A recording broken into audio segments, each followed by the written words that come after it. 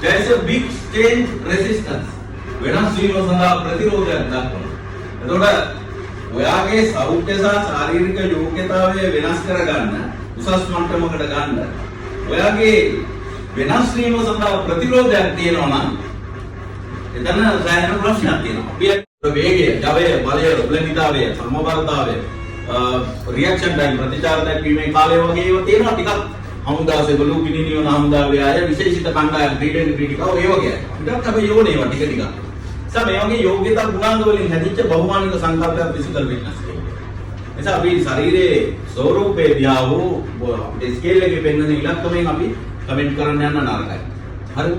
ඒ නිසා අපිට ජීවන රටාව වෙනස් වීම නිසා වෙලා තියෙන ලොකුම දේ තමයි අපේ වයිටලිටි. මේ වචනේ ඔයාලා අහලා තියෙනවද දන්නා වයිටලිටි කියලා කියන්නේ ජීව ගුණය.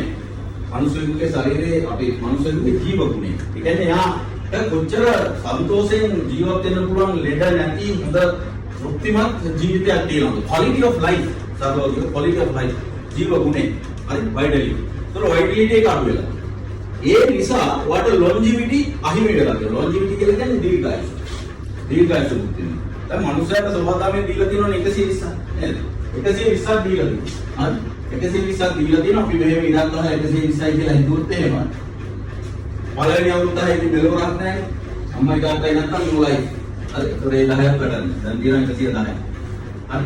හරි ඉතින් 20ක් කොහොමවත් නැහැ දැන් අපිට අර කොට 100ෙන් තමයි වඩන්න.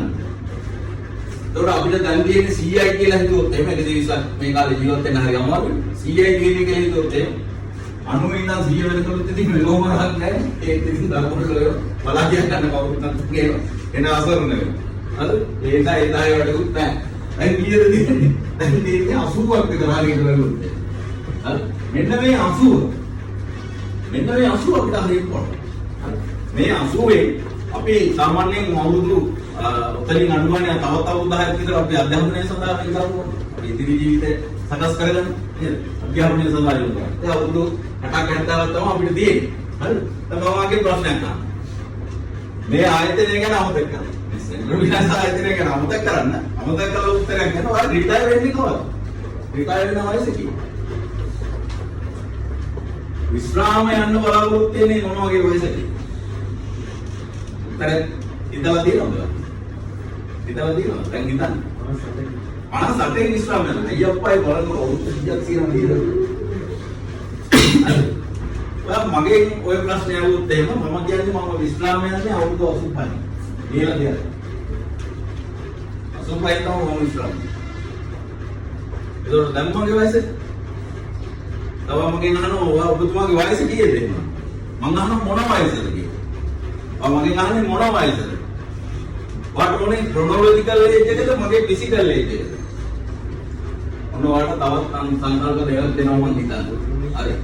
උපන්න සාධකයේ නැත්නම් ඩෙන්ටිටි කාඩ් එකේ තියෙන උපන් දිනය කියලා තියෙන දිනේ ඉඳන් අද වෙනකම් වයස. ඒකට අපි කියනවා ක්‍රොනොලොජිකල් ඒජ්. ක්‍රොනොලොජිකල් ඒජ්. හරි. ඒකට ඉතින් විවිධ ඉලක්කම් තියෙනවා. නේද? 24යි, 37යි, 41යි, 57යි, 62යි ඒ ලෝකේ ඉලක්කම් කියයි. හරිද? So number. Physical age එක කීයද වගේ? වගේ කායික වයස කීයද? හරි. අන්න ඒකට තමයි උත්තරය. What is your physical age? මේ ලයිෆ් ස්ටයිල් එකේ වෙනසක් තියෙනවා. ඒ තමයි මම 1990 ඉඳන්. හරි. මම YMCA එකෙන් පටන් ගත්තාම මම විශේෂ පුහුණුවක් කරා. ඒ පුහුණුවට ඉංග්‍රීසි වලින් කියනවා strength conditioning training. ශක්තිමත් භාවය වර්ධනය සඳහා කරන පුහුණුව. ශක්ති වර්ධන පුහුණුව. එහෙමත් නැතුව ඔයාලට තව සමාජයේ සුලභ වචනකින් කියනොත් කාය වර්ධන පුහුණුව. හැබැයි මම බොඩි බිල්ඩර් කෙනෙක් නෙමෙයි. ඒක තමයි රහස. එහෙනම් අපිට ව්‍යායාම තුලින් විශේෂයෙන් ශක්තිය සඳහා කරන පුහුණුවක් තුලින් අපිට පුළුවන් මේ කාය වර්ධනය කියන එක කියනකොටම අපිට ලැබෙන පින්තූර තමයි අර කාය වර්ධන ක්‍රීඩාව කරන අර අන්ඩර්ලයින් එකෙන් පෝසින් ෆ්‍රන්ට් එකෙන් ස්ටේජ් එකක් උඩ පර්ෆෝම් කරන ක්‍රීඩාව තමයි අපිට මනසට එන්නේ. අපි තීරණ ගන්නේ අපේ තියෙන තොරතුරු මත බලනම ඒක වැරදි. නේද? ඒක වැරදි. කාය වර්ධනය දෙආකාරයි. Recreational body building, competitive body building. හරි තරඟ සඳහා ඉදිරිපත් වෙන කාය වර්ධනය ජීවන රටාව සඳහා විනෝදාස්වාදයේ සඳහා සෞඛ්‍ය සහ ලෝකීයතාවය සඳහා කරන කාය වර්ධනය. ඒතර මම දෙවෙනි කැටගරි එකේ මම ගොඩක් මේ ආමුත්තේ ට්‍රේනින් ප්‍රෝග්‍රෑම්ස් පටන් ගන්නවා. කන්ග්‍රැචුලේෂන්ස් මෙහෙන් තමයි පළවෙනි. අන්දාම නම්බර එක ප්‍රශ්නයක් නෙමෙයි මම. හරි ඒ නිසා මම දීප ව්‍යාප්ත ගන්න බලාපොරොත්තු වෙනවා. මේ රහස කියලා. හරි ඒ නිසා අයි මම 26 කියලා කිව්වා මගේ ෆිසිකල් එක. ඒ නිසා ඔයාට පුළුවන්. මේකට ජෙන්ඩර් ભેදයක් නෑ. එතන වැඩිපුර ඉන්නේ ෆීමේල් අය. ඒ නිසා ඔයාට වයිටලිටි තියෙනවා නම් ජීව ගුණය කියන එක දැනනමක් තියෙනවා නම් ඔයාට ලොන්ජිවිටි කියන එක බෝනස් එකක් දෙන්න හම්බෙනවා. දීර්ඝායුෂ. දීර්ඝායුෂ ලැබෙනවා. ඒ නිසා මේවා ප්‍රාර්ථනාවකින් ලැබෙන්නේ නැහැ. අපි අලුත් අවුරුද්දේ කිරිබත් කාවලා නේ කිරිබත් කාලා කොහම විශ්ව හැපි නිව් ඉයර් කියලා එහෙම කිව්වට හරිද? හැපි බර්ත්ඩේ කිව්වට විශ්ව good health and long life කිව්වට මේවා එකක්වත් ප්‍රාර්ථනාවකින් ලබාගත නැහැ. ගොඩක් වැඩ කරන්න ඕනේ. හරිද? ඉතින් ඒකට ફોකස් කරන්න අපි වෙලාව වේගෙන් ඉවරලා යනවා. මම අන්තිමට වාට කියන්නම්. අපේ මේ අධිරුධිර පීඩනය, ඩයබටික්, කොලෙස්ටරෝල් ප්‍රශ්න, heart conditions right මේ හැම එකටම විශාල ධනයක් ඕගොල්ලෝ වියදම් කරනවා. සමහර වෙලාවට ජීවිත කාලේ පුරාම වෘත්තීය ජීවිතේ හරි හම්බ කරගත්ත මුදල් ඔයාලට ප්‍රයිවට් හොස්පිටල් එකකට, චැනල් සෙන්ටර් එකකට, ડોක්ටර් කෙනෙකුට වියදම් කරන්න. මේක විශාල අපරාධයක්. අද විශාල අපරාධයක්. මේකේ ෆස්ට් බෙනිෆිෂරි දැන් මෙතන ඇවිල්ලා කතා කරා කියලා මගේ මුකුත් හැදෙන්නේ නැහැ. හරි ඔයාව ගන්න තමයි ඕනේ. හරිද? ඒතකොට ඔයා අපේ ජිම් එකට ඇවිල්ලා මෙම්බර්ෂිප් එකක් ගත්තා. ඔයා වෙන තැනක මොනවා හරි එක්සර්සයිස් වර්කවුට් එකකට මුදලක් ගෙවලා ගියත් ඒ ආයතනයට හම්බෙන්නේ මුදල විතරයි. මුදලයි හිතවත්කම් ගිය ඇති වෙනවා. නේ අපි අද ඉන්න නඳුරනාය හිතවත්කමක් ඇති වෙනවා. වෙන මොනවද හම්බෙන්නේ? හැබැයි ඔයාගේ පැත්තට කොච්චර දේවල් හම්බෙනවා. මම මේ කියන හැම දෙයක්ම ඔයාට හම්බෙනවා. හරි? ඒ නිසා මේක ජීවිතේ ලොකු ආයතනයක්. අධ්‍යාපනය වගේ. හරි? ව්‍යායාම කරන එක අධ්‍යාපනය වගේ ඊටත් වඩා ලොකු ආයතනයක්. හරි? ලංකාවේ වෙලා තියෙන්නේ මොකද්ද? අපි අවුරුදු ගානක් අවුරුදු 13ක් ඉස්කෝලේ ගිහිල්ලා කැම්පස් එකේ තව අවුරුදු 4ක් ඉඳලා රෝඩ්ලි අවුරුදු 20ක් විතර 20ක් 25ක් විතර අපි සම්පූර්ණයෙන්ම අධ්‍යාපනය සඳහා කැප කරලා අපි අවුරුදු 10ක් 15ක් වැඩ කරගෙන ඉඳි අපිට සම්බරණ සිද්ධ වෙනවා. අපිට වැඩකුත් නැහැ, ගෙදර අයට වැඩකුත් නැහැ, ආයතනයට වැඩකුත් නැහැ, සමාජයේ රටට වැඩකුත් නැහැ. හරි? ව්‍යායාම කරන්න තියෙන ලොකුම බැරි එක මොකද? no time. මගේ හිතවත් කට්ටියක් ඉන්නවා. no time කියපු කට්ටිය. මහත්යට කැන්සර් එකක්. හරි? දෙන්නම රාජ්‍යයේ සේවකයෝ කැන්සර් එක. දැන් නෝනටත් සිද්ධ වෙලා තියෙනවා මහත්මයාගේ ඇඳලකට වෙලා ඉන්නේ. දැන් මේ බෙඩ් ටයිම් එක. අර වෙලාව නැහැ කියපොයි. කඩේට යන්න තියෙනවා, කඩේ අරින්න තියෙනවා, ෂොප් එක වහන්න බෑ. නිවාඩු දවසක් වැඩට යන්න ඕන, නිවාඩුවක් ගන්න බෑ. හවුස යන්න ඕනේ, මෙහෙමයි කියලා වෙලාව නැහැ කියවම එක වෙලාවක ඔයා ඉන්නවා ඔක්කොම වෙලාව එකතු කරලා කොහෙද? සික් බෙඩ් එකේ. මොකද ડોක්ටර් කෙනෙක් කියලා ඔයාට බෙඩ් රෙස්ට් කරන්න. හරි? වැඩට යන්න දාන්න. ඒ නිසා මේවා ගැන අපි මීට වඩා හිතන්න ඕනේ. ඒ නිසා මේ දෙක සඳහා බලපාන මම කරපු මගේ පර්සනල් රිසර්ච් එකෙන් මට හම්බෙලා තියෙන ප්‍රබල කාරණා දෙකක්. ඇයි වර්තමාන මිනිසුන්ගේ ශ්‍රී ලාංකිකයන්ගේ ලෝකේ පුරාම මේ බෝනවන රෝග සඳහා වැඩිපුර දුරු වෙන්නේ සහ මේ ජීව ගුණය සහ ලොන්ජිවිටි දීර්ඝායුෂ නැති වෙන්න හේතු දෙකක්. එකක් තමයි ඉන්සියුලින් රෙසිස්ටන්ස්, ඉන්සියුලින් ප්‍රතිරෝධතාවය. ඉන්සියුලින් කියන හෝමෝනයේ ප්‍රතිරෝධතාවය. මේ සඳහා බලපාන්නේ හයිපර්ග්ලයිසීමියා උදරයේ සීනි වැඩි. ඒ කියන්නේ අපි කන කෑම බීම වල සීනි නෙබර. ඉතින් දැන් බලමු මේ නැගිට දැන ඉඳන් අපි ඩේ එකක් මොනවා ඊට පස්සේ බ්‍රේක්ෆාස්ට් එක ගන්නවා. ඊට පස්සේ 10ට ඔයගොල්ලන්ට ඔෆිස් එකෙන් දෙයි.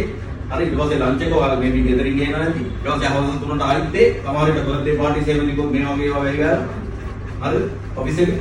හරි ඊට පස්සේ හවස ආයෙත් දෙයි. ගෙදර ගිහිල්ලා මාන්දින්න ඩේ එකක් පිළ ඉතුරු කරන්න පටන් ගන්නවා. හරි ඊට පස්සේ දිනන. එතකොට ඔයාගේ බ්ලඩ් ගෲප් එක මේ හරි ප්‍රස්තාරයක් ඇඳුත් මේ උඩට යන්නේ හැබැයි බ්ලඩ් ගෲප් එක. එතකොට මේකත් එක්ක බලව කරනවා ඉන්සුලින් ලෙවල් එකක් මේ. එතකොට ඔයාගේ රැන්ඩම් සුගර් ටෙස්ට් එකක් ගත්තොත් එහෙනම් බ්ලඩ් ගෲකෝස් ගොඩක් වැඩි. ෆාස්ටින් සුගර් ගත්තහම වැඩි. එතකොට හයිපර්ග්ලයිසීමියා.